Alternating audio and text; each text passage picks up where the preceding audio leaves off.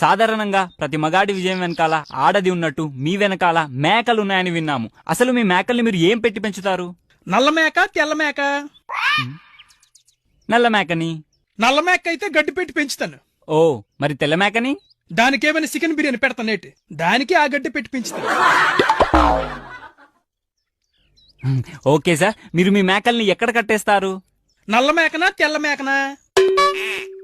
నల్ల మేకని సార్. నల్ల మేకనైతే మా వాకిట్లో కడతాను. ఓహో, మరి తెల్ల మేకని? దాన్ని ఏమైనా రామోజీ ఫిల్మ్ సిటీలో కడతాను అనుకున్న వేటి, దాన్ని మా వాకిట్లోనే కడతాను. ఓకే సార్, మీరు మీ మేకల్ని ఎలా స్నానం చేయిస్తారు? నల్ల మేకనా తెల్ల మేకనా? నల్ల మేకని సార్. నల్ల మేక అయితే నీటితో స్నానం చేయొత్తాను. ఓహో, మరి తెల్ల మేకని?